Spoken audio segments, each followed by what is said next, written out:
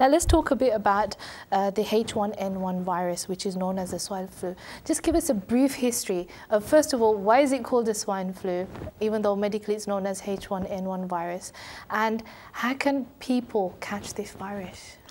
Okay, we better start at the beginning. Yeah. What we call the flu virus, which some of the people watching the show will know that the true name of the flu is the influenza, but we take off the beginning and we take off the end, so the influenza becomes flu for short.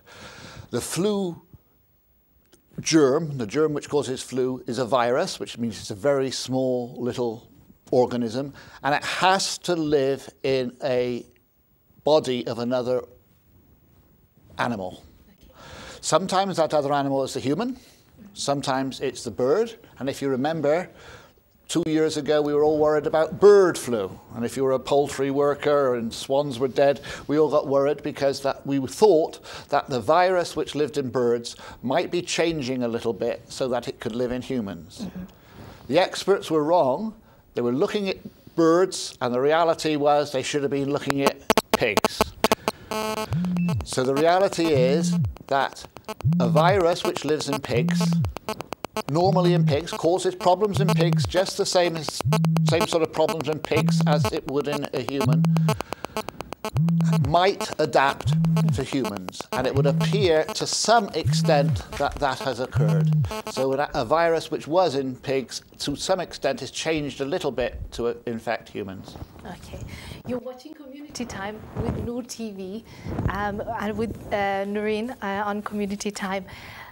You can also take part in today's show. आप भी यहाँ हिस्सा ले सकते हैं इस show में, phone कर सकते हैं लाइव, और जो कुछ सवालात हैं आपके बारे में जो स्वाइन फ्लू हैं जो हमारी कम्युनिटी में है और आपने दूसरों को भी देखा है, डॉक्टर एंड्रू राउज जो कंसल्टेंट हैं पब्लिक हेल्थ के, जहाँ के एडवाइस करते हैं, तो आप इनसे सवाल पूछ सकते हैं। आज आपका मौका है, एंड फिर ये नहीं कहिएगा कि यहाँ पे कोई कंसल्टेंट नहीं आता और स्वाइन फ्लू के बारे में बात नहीं करते। So this is what's happening in our community today, in our communities today, and it's time to take advantage of Dr. Raz's come out to talk to you. So the telephone number is on your screen. That's a bit of history. Now let's see, we've had the bird flu and all that, and we've had this flu. Now how is this different from that? How does one catch the flu? In 99% of the ways, it's not different than that. It's just a different type of flu, or as some people say, it's just the flu.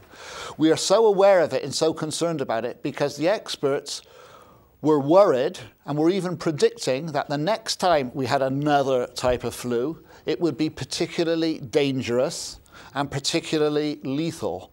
Some of those experts, as you will have read in your daily papers, were even predicting that it might be the worst type of flu that we'd ever had on record, the World War I, 1918-19 type of flu.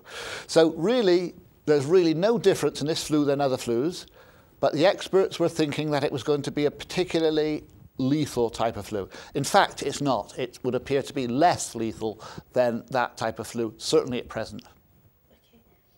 Okay. The big question that we hear all the time, and because it's very hyped up in the media, what we do and everything, my question would be, the one that's frightening everybody, is because we say that, can it kill?